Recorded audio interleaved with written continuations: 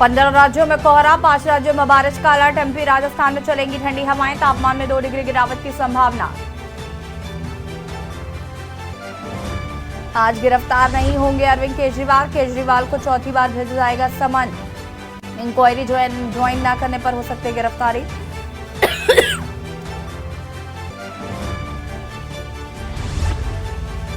CM योगी नियुक्ति पत्र का आज करेंगे वितरण। पीएम स्कूलों में आधुनिकीकरण का शुभारंभ आज। यूपी में घातक हो रहा है कोरोना संक्रमण, राजधानी लखनऊ में कोरोना संक्रमित महिला।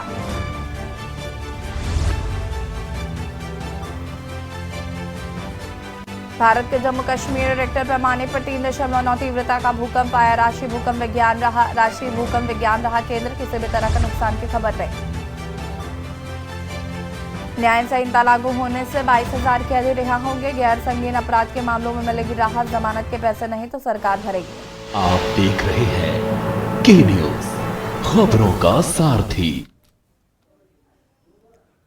नमस्कार, लाइव न्यूज में आप सभी का स्वागत है। मैं हूं आपके साथ यशी शुक्ला। रुक करेंगे खबरों का, लेकिन उससे पहले एक नजर 2 मिनट 10 खबरों पर।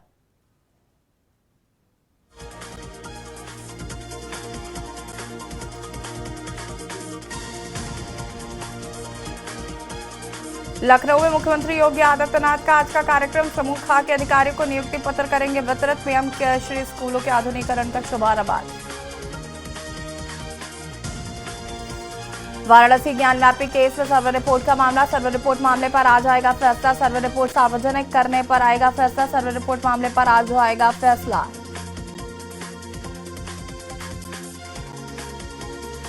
लखनऊ उत्तर प्रदेश में भीषण ठंड का कहर लगातार जारी। उत्तर प्रदेश में ठंड को लेकर जारी है ऑरेंज अलर्ट। यूपी के कई जिलों में घना कोहरा और भीषण ठंड। 15 राज्यों में कोहरा, 5 राज्यों में बारिश का अलर्ट। एमपी राजस्थान में चलेंगी ठंडी हवाएं, तापमान में 2 डिग्री गिरावट की संभावना। कोहरे ने बिगाड़ी ट्रेनों के जाल, विमान भी हुए प्रभावित। बुलंदशहर में 1 से 8 तक के सभी विद्यालय बंद करने के निर्देश। भीषण सर्दी और शीतलहर को देखते हुए जारी हुआ आदेश न मानने वाले स्कूलों पर होगी सख्त कार्रवाई। अमेठी में बाजार से घर जा रहे युवक को मारी गोली। युवक के हाथ, पेट और कूल्हे पर मारी गई गोलियां। घायल को सीएससी मुजफ्फरखाना लेकर पहुंचे परिजन। आरोपी की तलाश में जुटी पुलिस। कासगंज में अपराधियों को नहीं है खाकी का खौफ। विवाद की सूचना पर पहुंचे इंस्पेक्टर को लगी गोली। पुलिस के सामने ही एक पक्ष द्वारा चलाई गई गोली। इंस्पेक्टर को गोली लगने की सूचना से मचा हड़कंप। लखनऊ में निर्माणाधीन बिल्डिंग धंसने से गिरने का मामले पर पुलिस ने बिल्डिंग धंसने दर्ज की एफआईआर। मकान मालिकों के खिलाफ केस दर्ज कर शुरू की जांच। पीलीभीत में मिठाई की दुकान चलाने वाले शिक्षक निलंबित। अपनी जगह प्राइवेट व्यक्ति को पढ़ाने भेजता था स्कूल। ग्रामीणों ने बीएसए और डीएम से की थी शिकायत के आधार पर डीएम ने दिए जांच के आदेश। लखीमपुर खीरी में करंट लगने से युवक झुलसा। विद्युत विभाग की लापरवाही के चलते हुआ हादसा। काम के दौरान अचानक चालू की गई विद्युत सप्लाई ट्रांसफार्मर पर कर्मचारी को लगा तगड़ा झटका।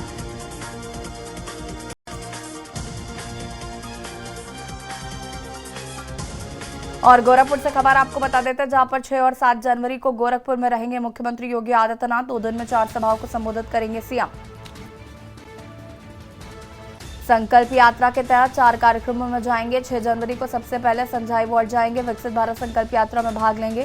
सूरजकुंड स्थित निरंकारी भवन के पास पहुंचेंगे। विभिन्न योजनाओं का लोकार्पण और शिलान्यास करेंगे। संकल्प यात्रा कार्यक्रम में शामिल होंगे सीएम योगी। 7 जनवरी को राप्ती नगर झरना टोला में संकल्प यात्रा।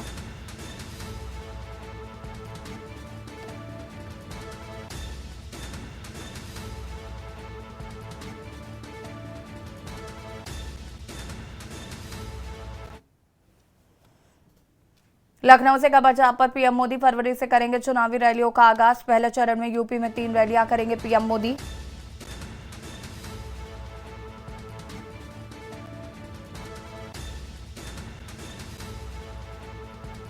योजनाओं का लोकार्पण और शिलान्यास करेंगे पीएम मोदी। सभी 6 संगठनात्मक क्षेत्रों में पीएम की रैली होनी। अवध क्षेत्र और कानपुर क्षेत्र में पीएम की रैली होगी।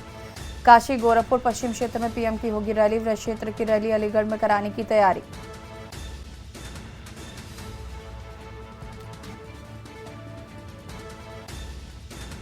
अवध क्षेत्र और कानपुर क्षेत्र में पीएम की रैली होगी।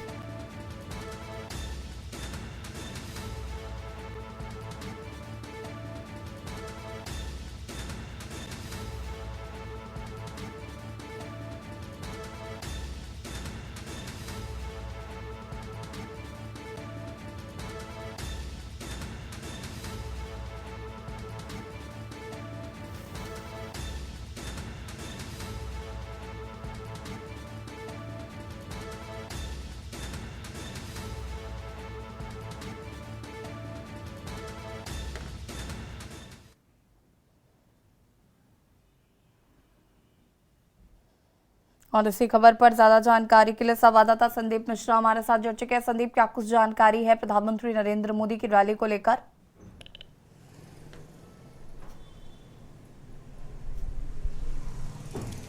देखिए, भारत के प्रधानमंत्री नरेंद्र मोदी का की जो रैलियां हैं वो लगातार हैं। यानी कि अगर बात करें तो कानपुर क्षेत्र में रहेंगी, इसके साथ साथ अवध जो क्षेत्र है वहां पे रैली करेंगे। यानी कि माना जा रहा है कि जिस तरीके से लोकसभा का चुनाव है और लोकसभा चुनाव को लेकर भारतीय जनता पार्टी पूरी 80 की 80 सीटों पर लगातार तैयारियां कर रही है। यानी कि ये भी माना जा रहा है कि जिस तरीके से 80 की 80 सीटों पर प्रधानमंत्री नरेंद्र मोदी का जो सपना है कि उत्तर प्रदेश से ही रास्ता केंद्र तक होकर के जाता है, यानी कि 80 जो सीटें हैं वो काफी महत्वपूर्ण सीटें हैं। इन सीटों के माध्यम से ही केंद्र तक का रास्ता तय करना आसान होगा। तो यानी कि लगातार जो प्रधानमंत्री की जो यात्राएं हैं वो लगातार शुरू हो चुकी हैं। इससे पहले प्रधानमंत्री नरेंद्र मोदी का जो दौरा होगा वो काफी महत्वपूर्ण माना जाएगा, क्योंकि जहां एक तरफ अवध क्षेत्र की जनता से रूबरू करेंगे, वहां सौगात देंगे, इसके साथ ही साथ में अगर बात करें तो कानपुर क्षेत्र के जो जनता है उनसे बातचीत करेंगे। तो निश्चित तौर पर जिस तरीके से प्रधानमंत्री अपने दौरे को लेकर के लगातार तैयारियां की जा रही हैं उनके दौरे को लेकर के, इसी साथ ही साथ लोकसभा चुनाव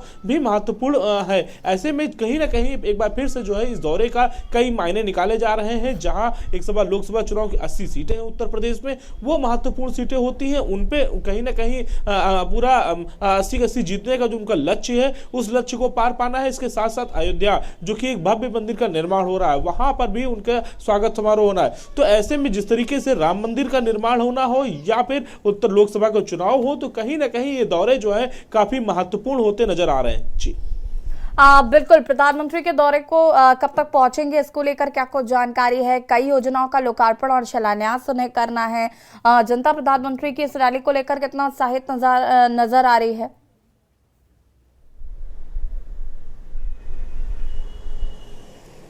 देखिए, बिल्कुल निश्चित तौर पे जिस तरीके से प्रधानमंत्री नरेंद्र मोदी का जो सपना है वो ड्रीम है, वो कहीं ना कहीं एक साफ है कि जिस तरीके से जनता से जुड़े मुद्दे हैं उनको लाभ मिले, उन व्यक्तियों को इसकी योजनाओं का लाभ मिले। तो निश्चित तौर पे बहुत सी ऐसी योजना है जिनका लोकार्पण करते नजर आएंगे प्रधानमंत्री नरेंद्र मोदी। साथ ही साथ में जो प्रधानमंत्री के जो कार्यक्रम है वो पूरी तरीके से अवध क्षेत्र में कार्यक्रम होने हैं। इसके साथ ही साथ में अगर बात करें जनता से जुड़े जो तमाम से मुद्दे हैं, जिन मुद्दों को लेकर के प्रधानमंत्री ने पहले से ही कार्यक्रम तय कर दिया था, और निश्चित तौर पे आने वाले समय में लोकसभा चुनाव को जो तैयारियां हैं उन सभी बिंदुओं को अगर देखा जाए तो कहीं ना कहीं ये दौरा काफी महत्वपूर्ण हो जाता है। क्योंकि जो प्रधानमंत्री का जो दौरा है वो इसलिए महत्वपूर्ण होता है क्योंकि कहीं ना कहीं एक बार लोकसभा का चुनाव है और लोकसभा चुनाव को लेकर जनता को लुभाने का पूरी तरीके से भी प्रयास किया जाएगा।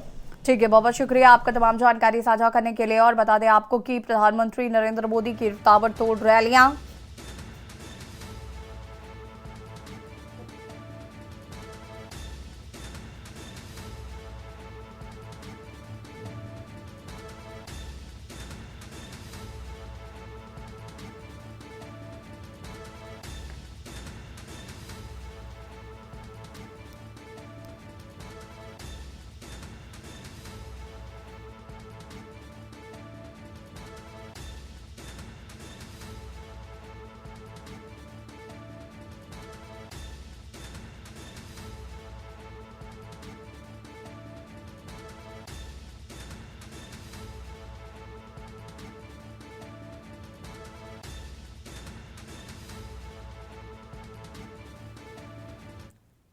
लखनऊ से खबर, जहां पर ड्रेस किताबों की राशि खर्च नहीं करने वालों पर शिकंजा कसेगा। 10 बेसिक शिक्षा अधिकारियों को चेतावनी पत्र भेजा गया है। बेसिक शिक्षा निदेशक डॉक्टर महेंद्र देव ने नोटिस जारी किया।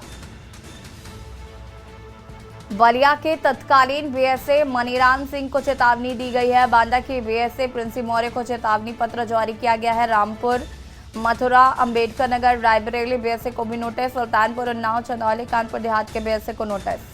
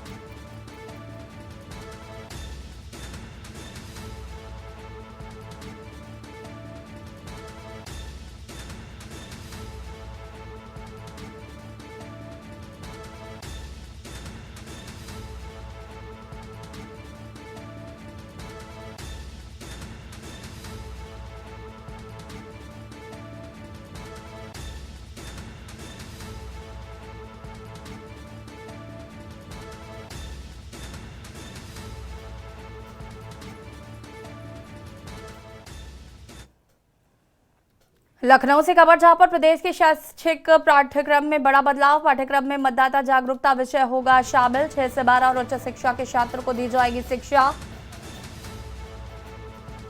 यूजीसी, एआईसीटीई, एनसीईआरटी को निर्देश जारी। निर्वाचन आयोग की तरफ से निर्देश किए गए हैं जारी। जल्द ही राज्य स्तर पर भी पाठ्यक्रम में होगा शामिल।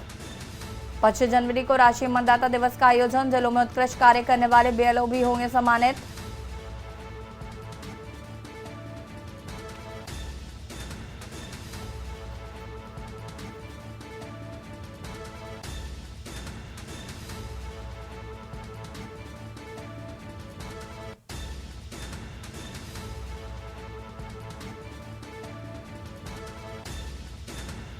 इसी खबर पर ज्यादा जानकारी के लिए संवाददाता संदीप हमारे साथ लाइव जुड़ चुके हैं। संदीप, क्या कुछ जानकारी है प्रदेश के शैक्षिक पाठ्यक्रम में जो बड़े बदलाव किए गए हैं?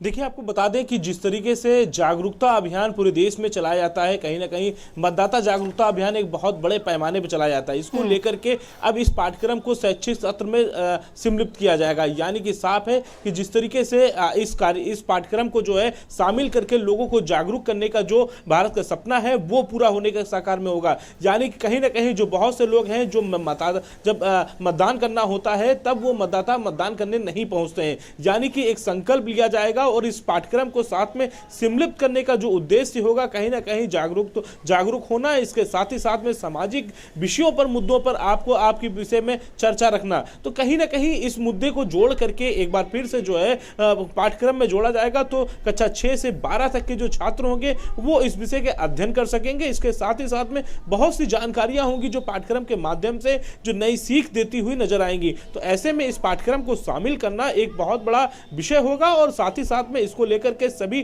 बीएसए और डीआईएसओ को निर्देश जारी कर दिए गए हैं। साथ ही साथ में जो निर्देश जारी किए गए हैं वो सीबीएसई, आईसीएसई बोर्डों को भी जारी कर दिया गया है कि जिससे कि अपने सिलेबस में इसको रखें और इस साल की जो सत्र होगा उस सत्र में जो है इस विषय को पढ़ना जो है शुरू कर दिया जाए। ऐसे में साफ होगा कि आने वाले समय के जो बच्चे होंगे, जो पढ़ाई कर रहे होंगे, कहीं ना कहीं उन्हें शैक्षिक ज्ञान होगा और इस ज्ञान के माध्यम से वो आने वाले समय में लोगों को भी जागरूक कर सकेंगे और स्वयं जागरूक हो सकेंगे। जी बिल्कुल, अगर हम बात करें तो देखिए ये कैसे लोगों को फायदा पहुंचाएगा या शिक्षा में कितना इसका योगदान होगा और कैसे बच्चे इसमें इंटरेस्ट ले पाएंगे, ये भी तो देखना होगा।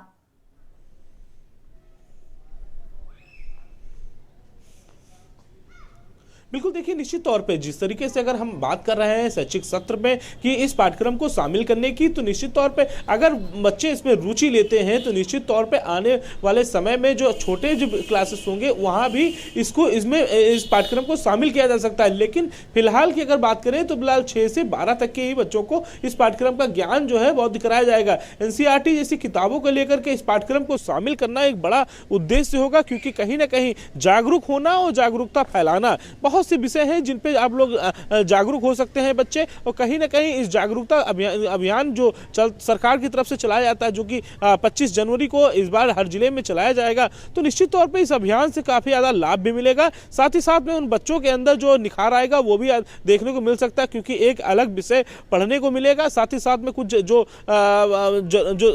समाज से जुड़ी जो मुद्दे हैं उन मुद्दों पर भी वो चर्चा कर सकेंगे। तो ऐसे में इस विषय को शामिल करना, कहीं ना कहीं विषय अगर बच्चे रुचि लेते हैं तो निश्चित तौर पे आने वाले समय में इसका अध्ययन जो है वो किताबों में किया जाएगा। करने के लिए और बता दें जिले में उत्कृष्ट कार्य करने वाले बीएलओ भी होंगे शामिल। प्रदेश के शैक्षिक पाठ्यक्रम में बड़ा बदलाव किया जाएगा। लखनऊ से खबर, प्रदेश के शैक्षिक पाठ्यक्रम में किया जाएगा बदलाव। पाठ्यक्रम में मतदाता जागरूकता विषय होगा शामिल।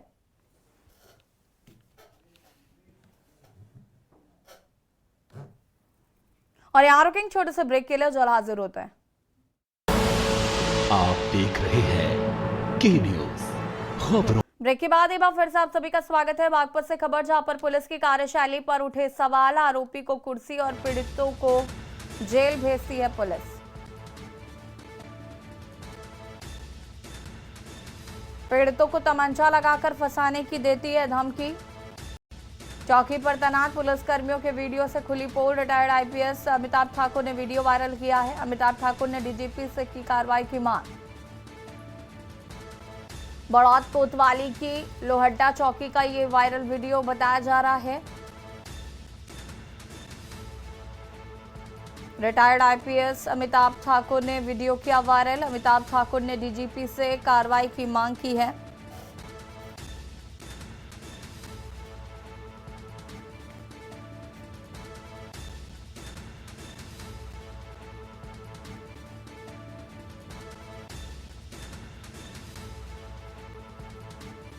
आरोपी को कुर्सी और पीड़ितों को जेल भेजती है पुलिस।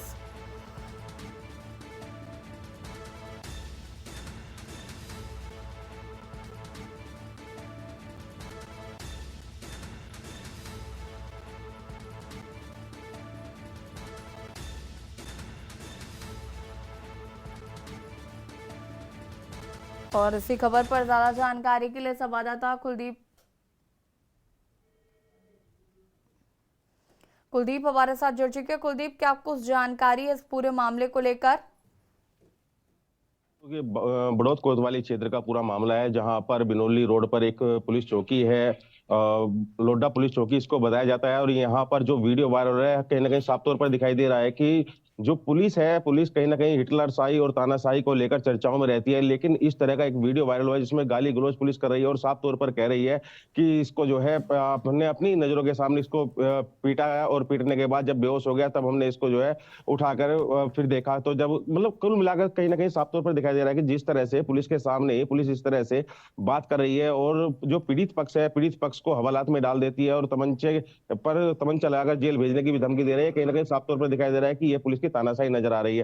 हालांकि पूरे मामले का पूर्व डीजीपी अमिताभ ठाकुर ने पूर्व डीजीपी को शिकायत की है, और उन्होंने साफ तौर पर कहा है कि जो जिस तरह से सामने देखा जा रहा है, सामने वीडियो एक वायरल हुआ है, वीडियो वायरल पर इसमें पुलिस जो है उसमें कार्रवाई करे, डीजीपी इसमें पूरे मामले का संज्ञान ले। हालांकि पूर्व जो आईपीएस है अमिताभ ठाकुर, उन्होंने साफ तौर पर अपनी एक बाइट देते हुए और उनसे एक प्रार्थना पत्र देकर भी डीजीपी से गुहार लगाई है, पूरे मामले की जांच करके कार्रवाई की मांग भी की है। जी बिल्कुल, अगर हम बात करें तो आपने क्या ये इसको लेकर प्रशासन से भी बातचीत की है? कुछ रिप्लाई आया है उनका इस पर?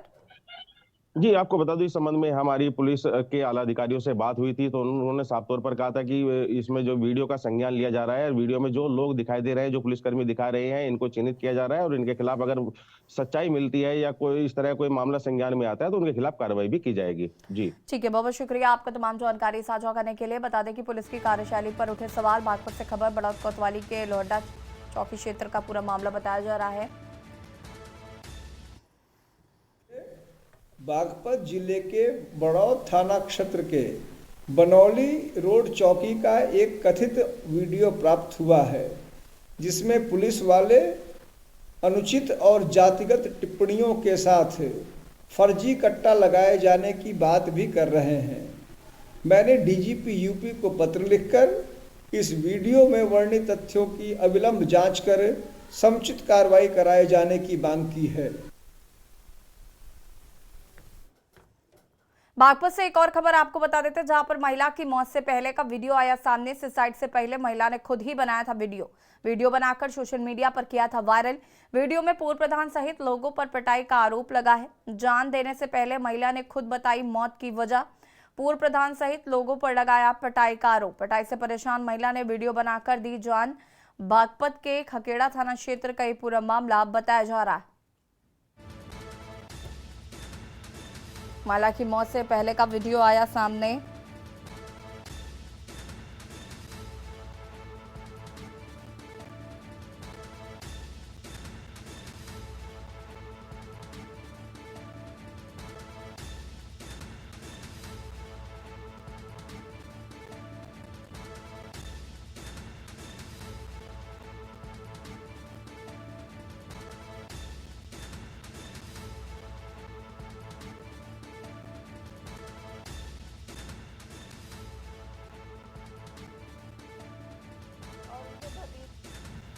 और हरे राम के पुत्र ब्रजेश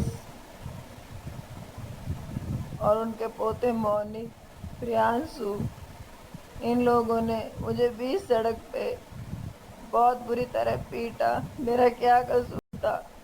मेरे मुंह पे थप्पड़ मारे। क्या मैं इस देश की बेटी नहीं हूँ?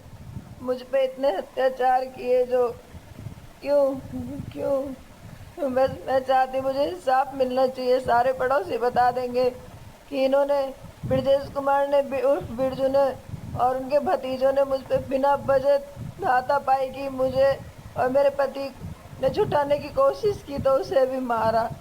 बस मेरी मौत में मैं ये चेहरा किसी को नहीं दिखाना चाहती, क्योंकि सारी दुनिया खड़े होकर देख रही थी जब मैं पिट रही, किसी ने मुझे छुटाया भी नहीं।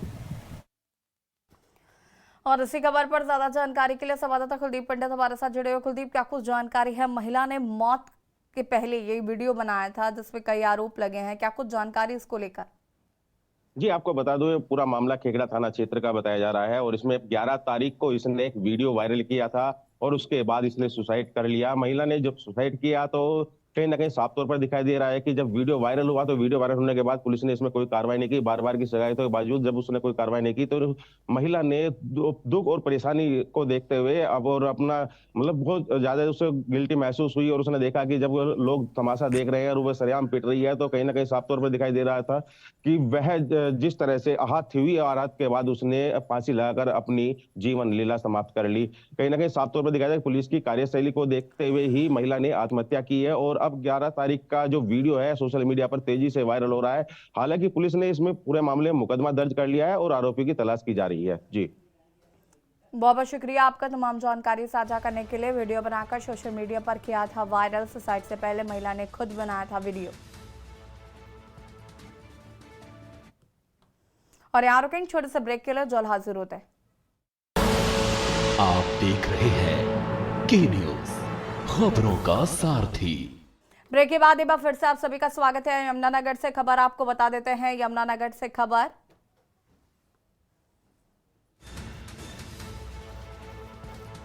माइनिंग से जुड़े कारोबार को लेकर ईडी की रेड, आसपास के जिलों में अवैध खनन का मामला।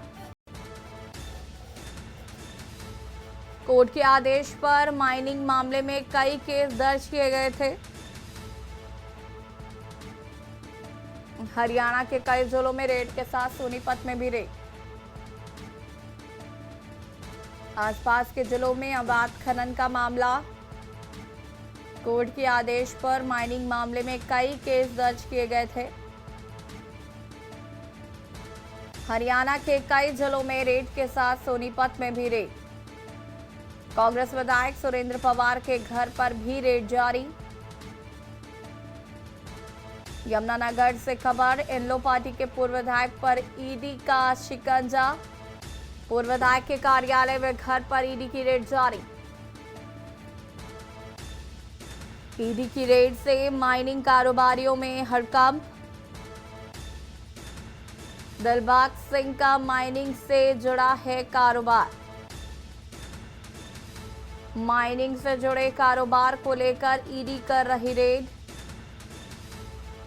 आसपास के जिलों में अवैध खनन का मामला।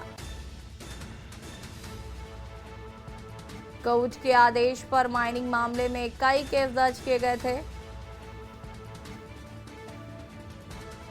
हरियाणा के कई जिलों में रेड के साथ सोनीपत पर भी रेड जारी। आसपास के जिलों में अवैध खनन का मामला।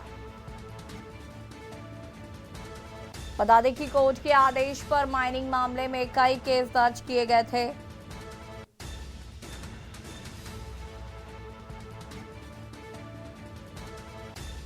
कांग्रेस विधायक सुरेंद्र पवार के घर भी रेड जारी।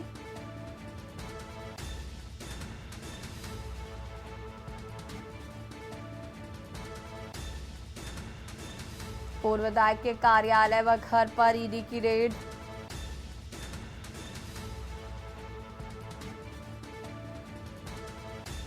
ईडी की रेड से कारोबारियों में हड़कंप।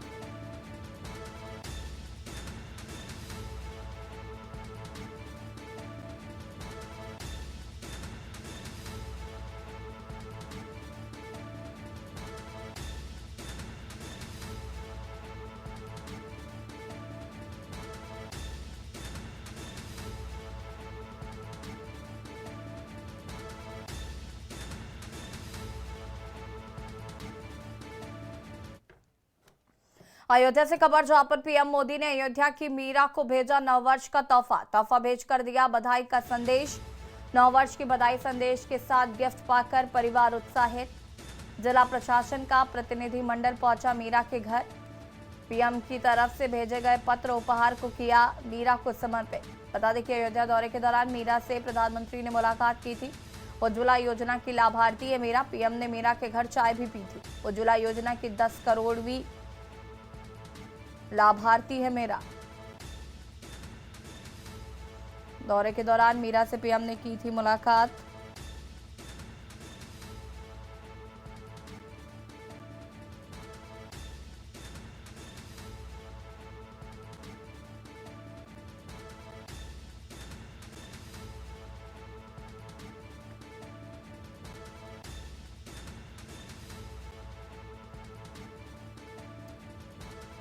तोहफा भेजकर दिया बधाई का संदेश।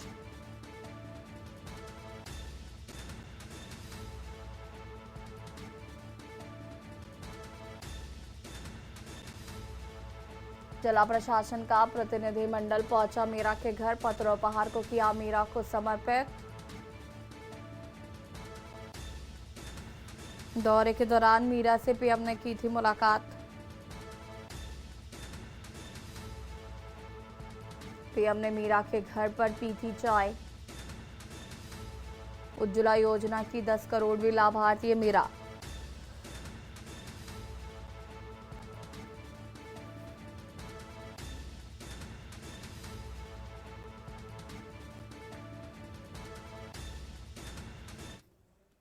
लखनऊ से खबर जहां पर ओटीएस योजना में खराब प्रदर्शन करने वालों पर एक्शन। खराब प्रदर्शन करने वाले इंजीनियरों को हटाया जाएगा।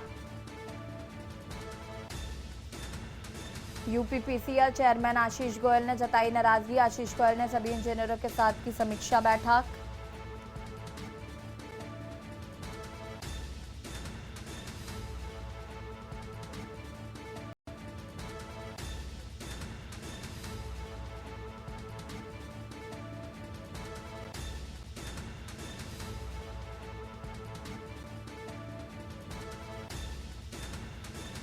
यूपीपीसीएल चेयरमैन समीक्षा बैठक। मध्यांचल में खराब प्रदर्शन करने वालों की बनेगी सूची।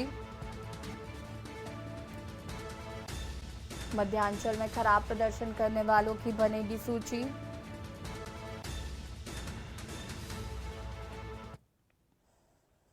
अलीगढ़ से खबर जहां पर खेल का मैदान बना खूनी अखाड़ा। जमकर चले क्रिकेट बैट और लात घूसे। मोबाइल चोरी को लेकर दो पक्षों में हुई मारपीट।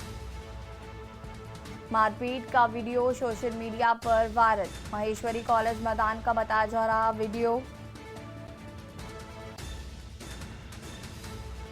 मोबाइल चोरी को लेकर दो पक्षों में हुई मारपीट। मारपीट का वीडियो सोशल मीडिया पर वायरल।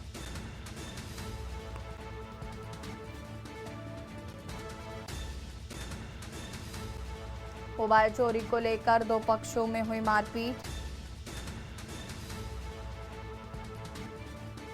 मारपीट का वीडियो सोशल मीडिया पर वायरल। महेश्वरी कॉलेज मैदान का बताया जा रहा वीडियो। अलीगढ़ से खबर खेल का मैदान बना खूनी अखाड़ा।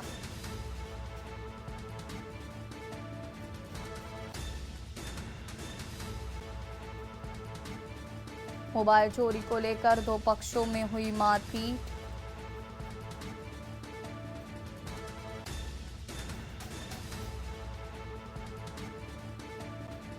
जमकर चले क्रिकेट बैट और लात घूसे।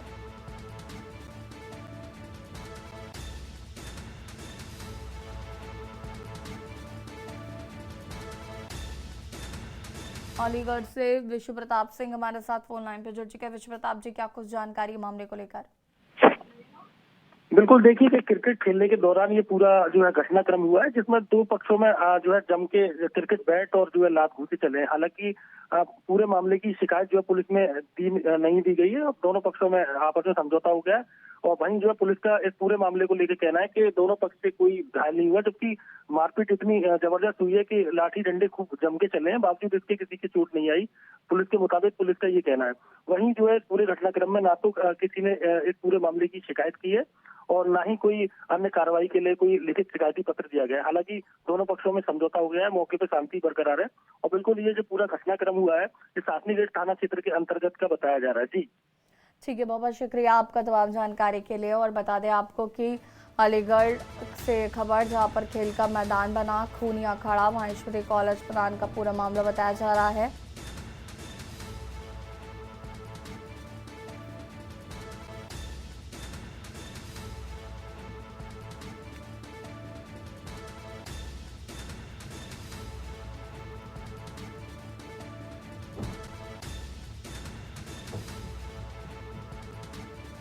मारपीट का वीडियो सोशल मीडिया पर वायरल।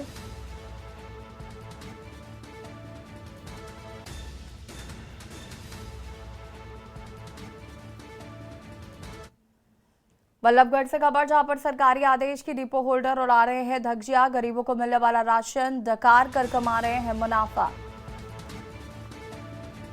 अंत्योदय योजना के तहत गरीबों को दिया जाता है राशन। सरकारी राशन वितरित करने का काम कर रही है केंद्र सरकार। योजनाओं को सरकारी राशन डिपो होल्डर लगा रहे हैं पलीता।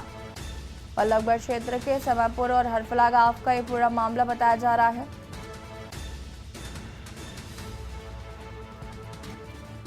अंत्योदय योजना के तहत गरीबों को दिया जाने वाला राशन, सरकारी राशन वितरित करने का काम कर रही है केंद्र सरकार। योजनाओं को सरकारी राशन डिपो होल्डर लगा रहे हैं पलीता।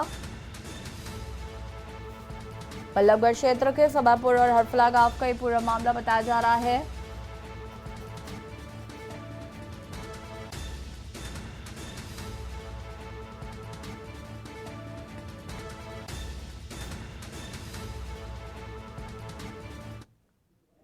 अयोध्या से खबर, जहां पर देश के कोने कोने से पहुंच रहे कलाकार, उत्तराखंड से रामलीला का मंचन करने आई हैं महिलाएं। देश के कोने कोने से पहुंच रहे हैं कलाकार, रामलीला का मंचन करने आई महिलाएं। रामलीला ग्रुप में सभी की सभी महिलाएं कलाकार, महिलाएं ही हनुमान भी हैं, राम भी हैं, लक्ष्मण भी हैं। कई दिनों से तुलसी भवन में हो रहा है रामलीला मंचन। 35 से 80 वर्ष की महिलाएं कर रही हैं रामलीला मंचन।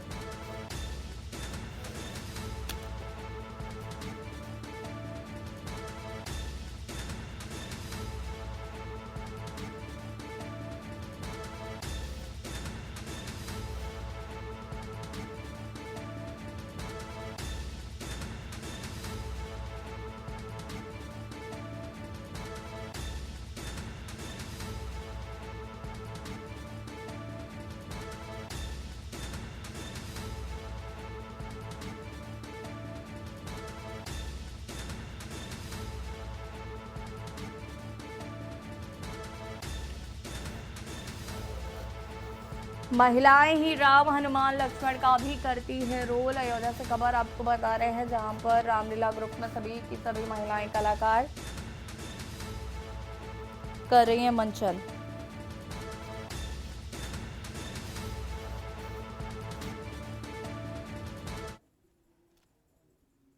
अयोध्या से खबर, जहां पर नेपाल, असम समेत कई राज्यों में रामनगरी पहुंचा जल भगवान राम के जलाभिषेक।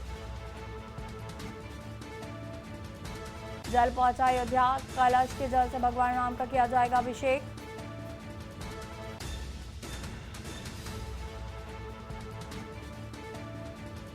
प्राण प्रतिष्ठा से पहले रामलला का किया जाएगा जलाभिषेक।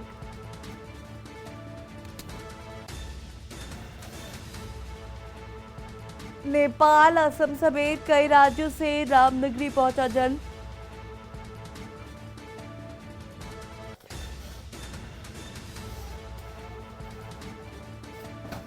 कलश के जल से भगवान राम का किया जाएगा जलाभिषेक।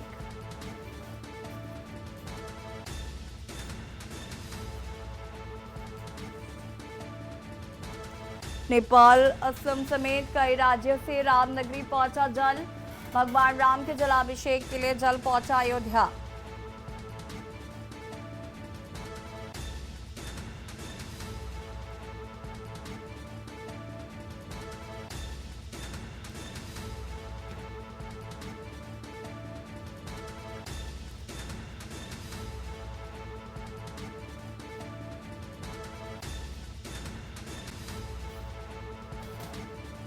भगवान राम के जलाभिषेक के लिए पहुंचा अयोध्या जल। कलश के जल से भगवान राम का किया जाएगा अभिषेक। अयोध्या से खबर, जहां पर सीएम योगी ने प्रशासन के साथ की समीक्षा। अयोध्या के मंडलायुक्त, एडीजी जोन, आईजी जोन को निर्देश दिए गए हैं। श्री राम जन्मभूमि तीर्थ क्षेत्र ट्रस्ट के साथ की अहम बैठक। 500 भवनों में करा गया है होम स्टे। अंतर्गत पंजीकृत योजना में 2200 कमरों में ठहर सकेंगे श्रद्धालु पर्यटक। होली अयोध्या ऐप के जरिए ठहरने की होगी व्यवस्था। उचित होम स्टे के चयन का लाभ उठा सकेंगे श्रद्धालु। 500 भवनों को होम स्टे के अंतर्गत किया गया है पंजीकृत। योजना के 2200 कमरे होली अयोध्या ऐप के जरिए ठहरने की व्यवस्था की गई है।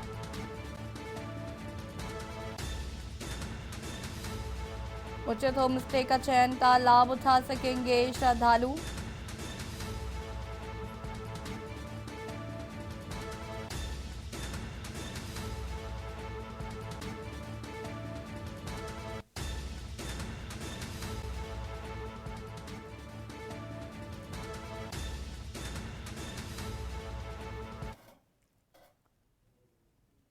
लखनऊ से खबर, जहां पर अवैध होगा अयोध्या का सुरक्षा घेरा। रामलला के प्राण प्रतिष्ठा समारोह से पहले तैयारी। अयोध्या में व्यापक पैमाने पर सत्यापन। अवैध होगा अयोध्या का सुरक्षा घेरा। अयोध्या में व्यापक पैमाने पर सत्यापन अभियान तेज। अयोध्या का रेड जोन कड़ी सुरक्षा के हवाले। आर्टिफिशियल इंटेलिजेंस से और मजबूत होगी सुरक्षा। एटीएस साथ ही एनएसजी के कमांडो भी रहेंगे तैयार। 5 प्रमुख मार्गों पर भी यूपी 112 की तैनाती रहेगी। जेआरपी को अभी से अतिरिक्त पुलिस मुहैया कराई गई है। सुरक्षा के लिए हर जोन में लगेगी अलग अलग तरह की फोर्स। येलो जोन में 34 सब इंस्पेक्टर, 34 हेड कांस्टेबल तैनात। 312 कांस्टेबल ड्यूटी पर किए गए हैं तैनात। 7000 से ज्यादा पुलिसकर्मियों की तैनाती की गई है। 5 प्रमुख मार्गों पर यूपी 112 की तैनाती।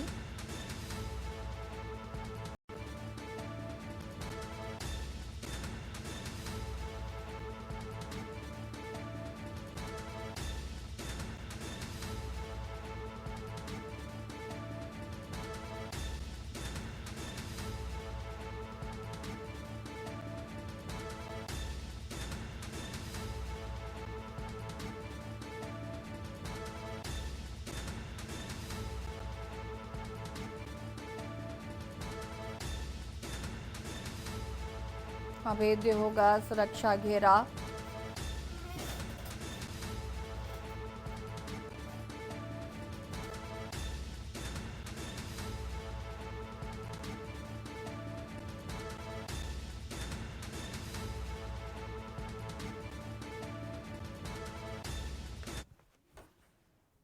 और यहाँ रुकेंगे, छोटा सा ब्रेक के लिए जल्द हाजिर होते हैं। आप देख रहे हैं के न्यूज, खबरों का सारथी। ब्रेक के बाद एक बार फिर से आप सभी का स्वागत है। लखनऊ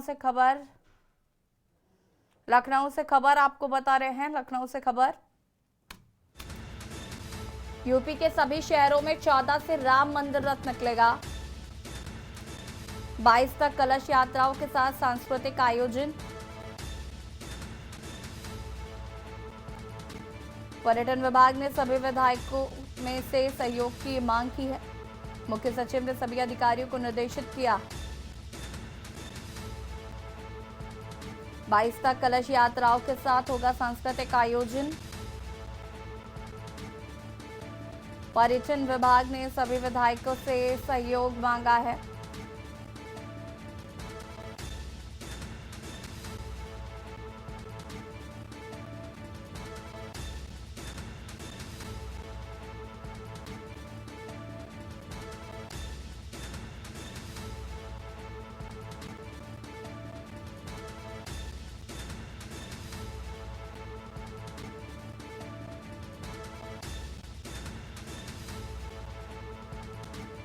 पर्यटन विभाग ने सभी विधायकों से सहयोग की किया अपील।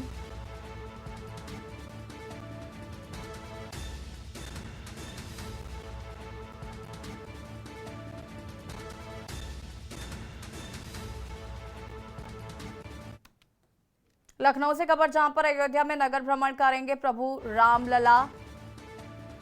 प्राण प्रतिष्ठा से पहले 18 जनवरी को करेंगे भ्रमण। 16 जनवरी को कलश यात्रा पंचांग पूजन के साथ होगा शुरू। 17 जनवरी को यजमान की ओर से होगा प्रायश्चित पूजन। 18 जनवरी को श्री राम जन्मभूमि में रामलला का होगा पूजन। रामलला के प्रवेश के पहले 108 कलशों का होगा अभिषेक पूजन। 19 जनवरी को होगा हवन पूजन। 17 को यजमान की ओर से होगा प्रायश्चित पूजन। 18 को श्री राम जन्मभूमि में रामलला का होगा पूजन। रामलला के प्रवेश के पहले 108 कलशों का पूजन। 19 जनवरी को होगा हवन और पूजन। लखनऊ से खबर, अयोध्या में नगर भ्रमण करेंगे प्रभु रामलला।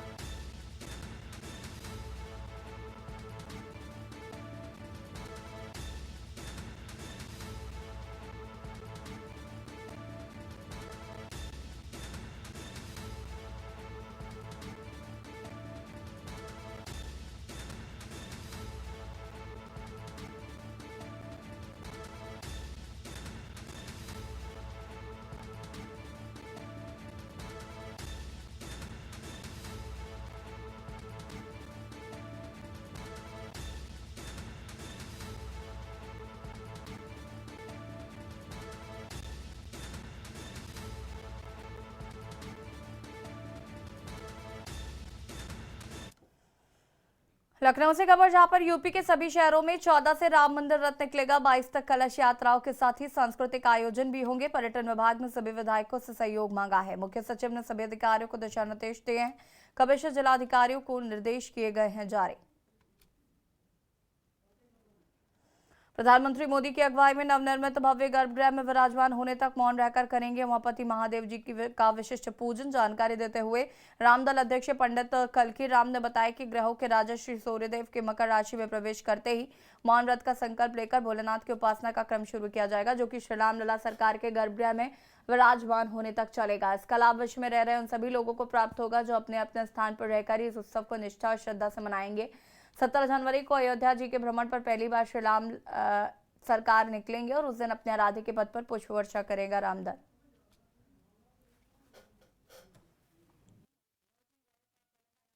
देखते रहिए के न्यूज़ इंडिया। नमस्कार। आप देख रहे हैं के न्यूज़, खबरों का सारथी।